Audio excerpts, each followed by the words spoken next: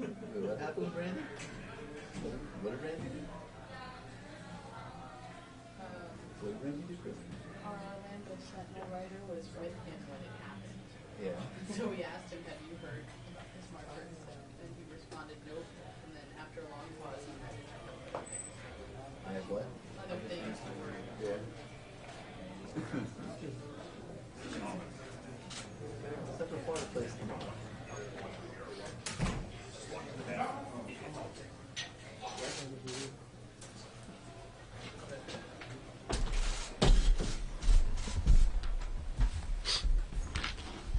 All right.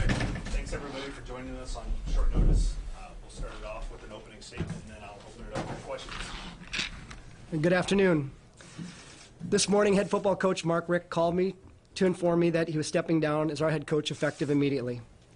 While Mark and I had spoken at length yesterday afternoon and into the evening, I was surprised by his decision this morning. The details of our conversation will remain between us, but it was clear to me that Mark was struggling with the decision. Ultimately, as Mark shared in his letter earlier today, he believes that it is in the best interest of the U, a place that he so dearly loves, to retire. Should Mark choose to share more insight into his decision, I'll defer to him. Because our players are spread around the country at home over the holidays, both Mark and I informed them via text message and email messages, and while not ideal, we had no choice due to the timing of Mark's decision. I'll meet with the team upon their return to campus in a few weeks. Let me provide a few insights into a few items. The decision for Mark to retire is his and his alone. While my tweet after our bowl game noted our performance was unacceptable, I also tweeted that Mark and I were committed to fixing it, and those discussions had already begun. At no time did I or anyone at Miami ask for or suggest that Mark step down.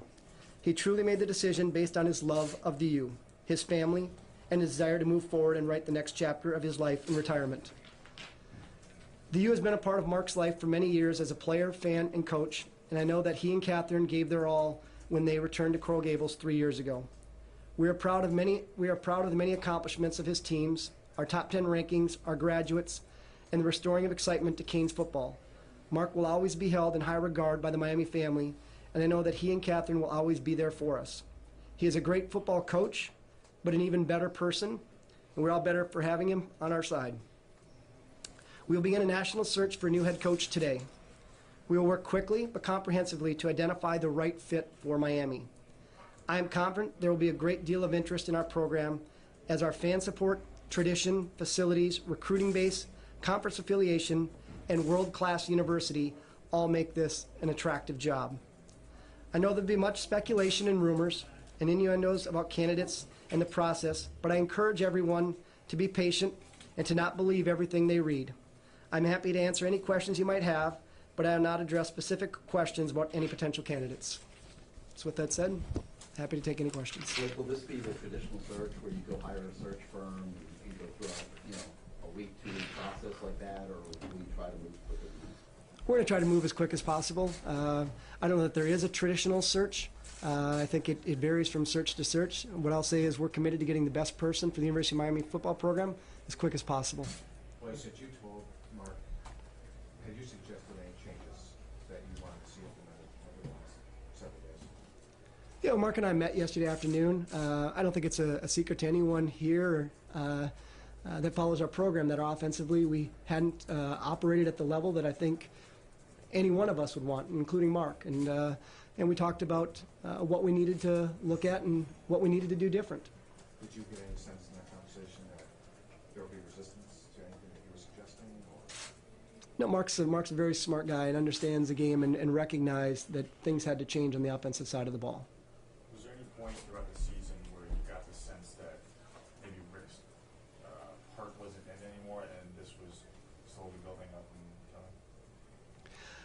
No, I wouldn't say that. Obviously, I think, and Mark was public about it, the 4-game losing streak, I think, and you guys can check the quote, but I think it said it was one of the hardest times in his football career. And obviously, any time you go through something like that, when he's been in as long as he has, I think that probably wore on him, but that's probably a better question for him. But, I know he likes to win.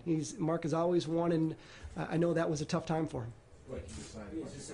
How bad of a time period is this, considering the three right around the corner and with the exit of Eddie Gibbs? Well, again, I think the good news is we're in a dead period. The reality is we have a number of weeks before the signing period in February, and so I don't think there's ever a good time. Obviously, as I said, we need to move quickly. We need to get a new head coach in place and have them have a staff ready to go that we can continue to add on to the number of young men that have already committed to our program in the early signing period. How Too bad important you is, just signed a bunch of guys. Have any of those signees asked to be released, or is it, I mean, At this point, Tim, everything's been a whirlwind this morning. I'm not sure that I could even answer that question. Will there be any push for whoever the next coach is? Will there be any stipulation as far as, hey, we like what happened on the defensive side of the ball, we want to keep those guys intact, or will the next coach have free reign to hire on the staff? Well, I think anytime you bring a coach in, you want them to hire their staff. Obviously, I'll be quick to point out we have one of the best defenses, I'll argue the best defense in the country, and there's a lot of great things going on that side of the ball, and we have a lot of great football players on both sides of the ball, and so I'm sure whoever the next head coach is will identify the right people they need to achieve at the level that we all expect Miami Hurricane football to be at, and beyond that, those decisions will really be made by that person. When you met with Mark yesterday, did you have any indication what was going to happen, what was coming today? You know, I'll say I was surprised, you know, based on our conversation. But you know, again, I know, as I said in my opening statement, I know Mark was, you know, really struggling with things. And when we spoke this morning, this is what he feels is best for him and his family. He wants nothing but the very best for our program. And so well surprised at his decision. You know, there's a lot that was going on. When you look for the next head coach, how important is longevity? Really, the last 3 head coaches here didn't last very long. So how do you convince a coach to stay here, and how important is that going to be in your search? I think to me, success is the most important thing. Obviously, I'd love to have a successful coach that stays a long time, but I think we all want to see Miami football back at the top. And you know, you look at some of our coaches through history, their longevity might not have been what ideally we would have all wanted, but the success that they brought to the program and the notoriety that they brought to the program, and really who we are today, were some coaches that weren't here as long as maybe some coaches are nationally at spots, but they elevated our program to the highest levels. And so my job is to find the person who can elevate to the highest level, and then I'm going to do all I can to keep them here as long as we can. like, that being said, how much of a premium was put on finding a head coach who has ties to the success of this program in years past? I don't think there's a premium to that. What there's a premium on is getting the best person for the job and a person who can elevate us to the highest level. And what I'm going to do is look for whoever I believe is that person that can take Miami football to where it's been in the past and where I'm confident it's going to be again in the future. We need to be in Charlotte competing for ACC championships, and I want to see us in the playoffs, the college football playoffs in the future. And again, I think we have the talent pool in the state of Florida. I think we have the resources within our athletic program, and we have, I'll say, the greatest university in the country, and all those things will bode well for us as we find that next leader. there was such a groundswell of negativity out there in the social media world about calling quarterback position, quarterback coach, Mark's son. Did you discuss John's future at all with him? And did you request changes made at the coaching of that position specifically? Again, Tim, I'm not going to get into specifics. As I said in my open statement, primarily the specifics of Mark and my conversation will remain between us. I guess what I would say in this room is, again, it's no secret, we had to figure out how to get better on offense. And I think there's some obvious things that we needed to do on that front. And Mark and I spoke in great detail about what we could do to better our position offensively in the future. Did you know what he told his staff by any chance? He told his staff earlier this morning. Do you believe any of that negativity and that backlash and firestorm on social media got to Mark or had any impact on this decision? Honestly, that's really a question for Mark. I don't know. Again, does he like losing? No. Again, he was public that was one of the hardest times in his career when we had that 4-game losing streak, and so I know that's out there. Mark did what he felt was best for the program, and again, through our conversations yesterday and in today, he loves this university and wants to see this program succeed at the very highest level, and his decision was based on what he felt was needed for this program to succeed on the highest level. Was there any, and during that conversation this morning, was there any coaching on your behalf where you were trying to tell him maybe take his time, think about this a little more in depth, and then come back to you with Yeah. Again, I think Mark's a great head coach. He has a proven track record of being a great head coach. Again, is no secret. We needed to figure out what to do different on the offensive side of the ball. But I talked with him about all those things and what we could do and why I felt the things that he should do, and that was all part of the conversation. Will he still be a part of this program, or even part of the coaching search? Mark's part of the family. He'll always be part of the program. He wore the uniform. He coached here. He's always going to be a part of the University of Miami family, and I hope we have been able to sell him on what a great place this is, and that he and Catherine continue to stay here in our community and are around our program. I know you mentioned obviously the success is the most important thing here, but are you concerned that you're finding yourself looking for a coach yet again? I mean, 3 years after you had the deal, just in terms of there's been so many changes in this program. No, and again, I think anytime you have someone carry the baton, they want to put it into a better spot, and we're in a better spot as a program than we were when Mark got here. And again, you look at if you just look at facilities alone, the addition of the indoor facility that was so generously provided by so many, obviously the league gift from the Sofer family. You look at the improvements that have been made to Hard Rock Stadium and the game day atmosphere that we have in there, which you can put up against any school in the country. And so you want the program to be in a better spot than what it was when you go out to look for the next leader. And credit to Mark, he elevated who we are as a program, and now my job is to find that person to grab that baton and carry it to the next level. So are you going to hire a search firm, or is it going to be? This all happened so fast. Gary, we've been trying to make sure we're doing the right things by the kids and getting the message out to them with our donors, our board of trustees, in communication with campus leadership, just really getting my hands around everything. Again, my commitment is to getting the best person here as quick as possible. What reaction did you have to Travis Homer's decision to leave? And do you have any idea what the other NFL eligible are? I didn't even have any idea that. So He signed. oh, he's Travis signed. okay. I wasn't aware of that. Was that this morning? Yes. Okay. Yeah, I've been a little busy today. I haven't been able to keep track of decisions to turn pro. If that's what Travis has decided is best for he and his family, I will do nothing but support Travis. Travis is an outstanding representative of our program. He has always done nothing but the very best for our program. And if right now is the time for him to venture into the professional football world, he'll have nothing but continued support from us in that front. It was only a year ago this team was in the ACC championship game, ranked 2, looking like they could make a run for a national championship. Everybody's saying the U is back. Does it feel kind of now like the bottom's falling out? Where do you go from here? Well, I think if you believe certain people, you can say the bottom's falling out. I don't believe that at all. Again, you look at the fact that we're still viewed as one of the marquee teams. We were just at a great bowl experience, I'll argue, among the very best. And what the New Era Pinstripe Bowl provided for the young men in our program, our fans, was just a great experience.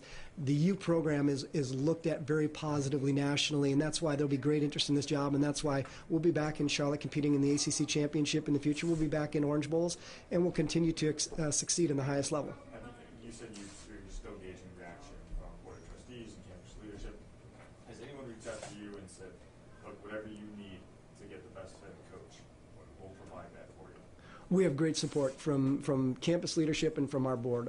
Our board and our campus leadership recognizes the important role that football plays in presenting our university to the rest of the world. Again, to turn back the clock 1 year ago, and you look at hosting game day on this campus and just the great advertisement it was for the outstanding institution and beautiful area that we're in.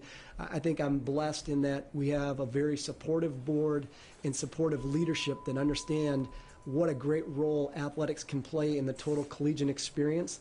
And so I don't have any concerns in that front, that we'll get nothing but support on doing what collectively we feel is best to put our program in the best position for success in the future. The flip side of that, Rick had a lot of success pretty early on. As you look for a new coach, how will you value the long-term success versus short-term success? Where do you place that emphasis?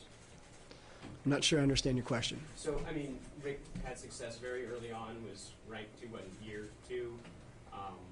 When you look for a head coach, is it someone who could win now, or what if somebody wants to come in and rebuild from the ground up? Well, we have a great base here, and so no one's going to have to rebuild. I mean, Mark's not leaving the cupboard bare. We got a lot of great young men in our program right now. Do we need to add more? Without a doubt, and that's why we're going to have a coach in place as soon as possible, and we're going to do everything we can to get close this signing class strong in February of 19.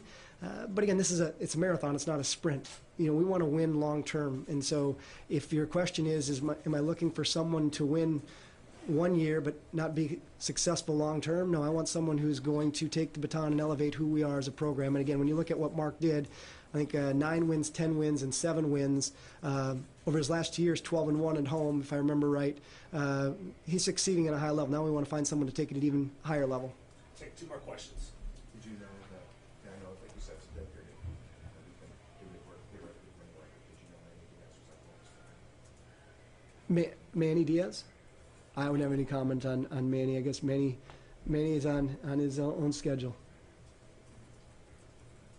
Any more questions? Former players are obviously always vocal around here. How much of influence will they have with some feedback from some of those guys?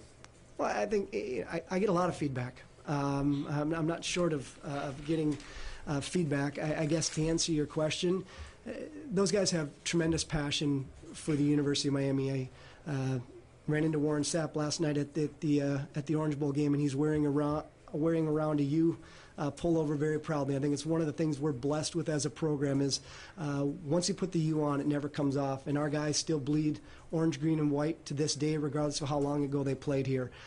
With that said, everyone's going to have different opinions as to who the right person is. My job is to identify who the best person is for that job, and I'm going to do that exactly. We'll get the best person for the job, and we're going to take this program forward. All right. Thanks, guys. Thank you all for being here.